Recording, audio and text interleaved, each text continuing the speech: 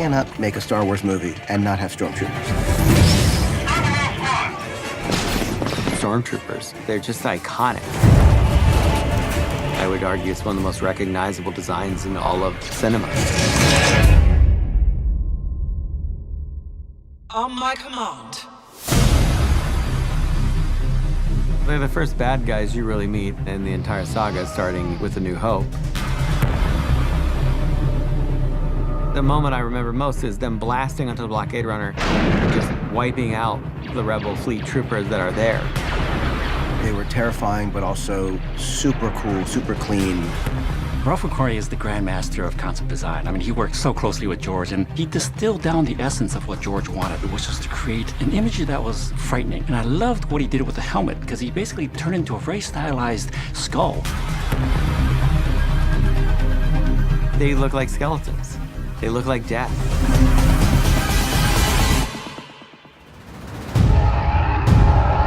Here they come.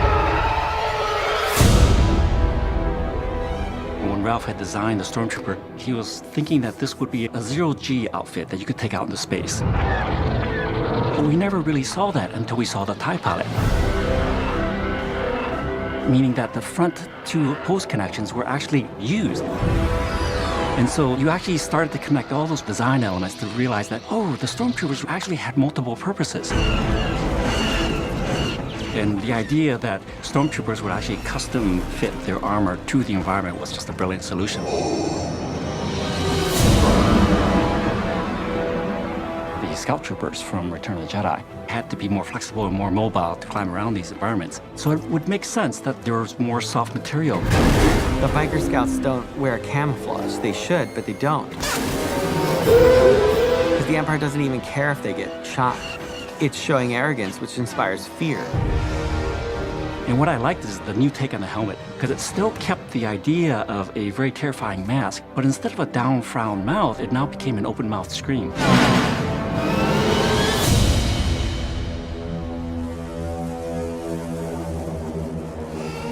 Rogue One was unique in the sense that it was going to interpret the imagery of the original trilogy.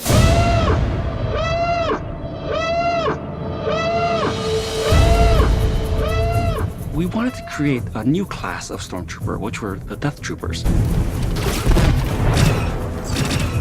The elite of the Stormtroopers. Tall and lean and powerful and fast.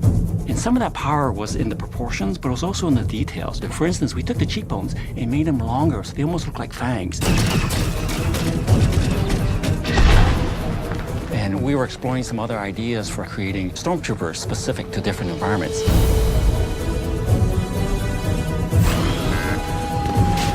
When we were approaching the Shore Trooper, we thought, how about if we create a very specific Stormtrooper that fit on Scarif? Troopers! And at the end, the final design of the Shore Trooper is a blend. There's a little bit of Scout Trooper. There's a little bit of classic Stormtrooper in there. And there's the little bit of color, which you take from the Clone Troopers. Master Yoda, all forward positions are advancing. When I was working with George on designing Episode 2, George wanted to connect the Jango Fett Mandalorian helmet with the classic Stormtrooper design. The Clone Trooper was actually going to be the bridge between the two. And what George and I tried to do in Clone Wars was bring a sense of individuality to these clone troopers. They started painting their armor uniquely, and they started to take on different attitudes and personalities. When the Empire takes over, then you take that wash of color and icons and logos on the helmets and you completely strip it away to have the classic Stormtrooper. Working on Rebels, we had the classic Stormtrooper. We just tweaked the armor a tiny bit to move it a little more back to Ralph McQuarrie's look. Trying to honor it and tell the story in a classic sense.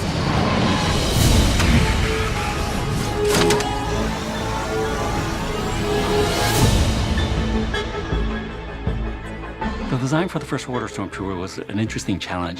The idea was to ask, how do you take the spirit of what the Stormtrooper was and feel like there was an evolution within the timeline of the world? And if you think about it, the clone troopers were, let's say, in our timeline, 1920s and 1930s design. The classic troopers were probably 1970s. And so the First Order then perhaps could be contemporary.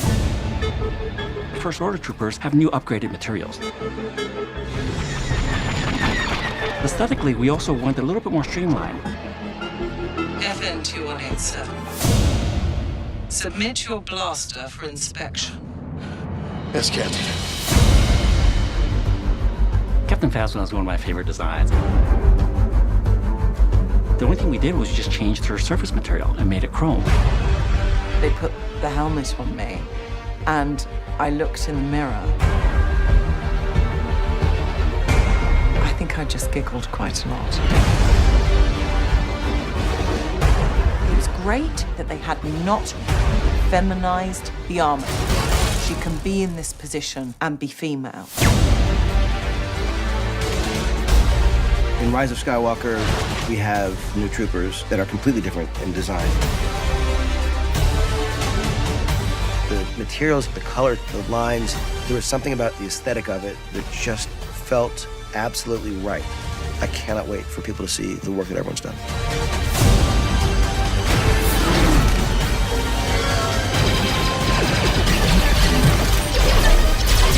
Hey, stop right there.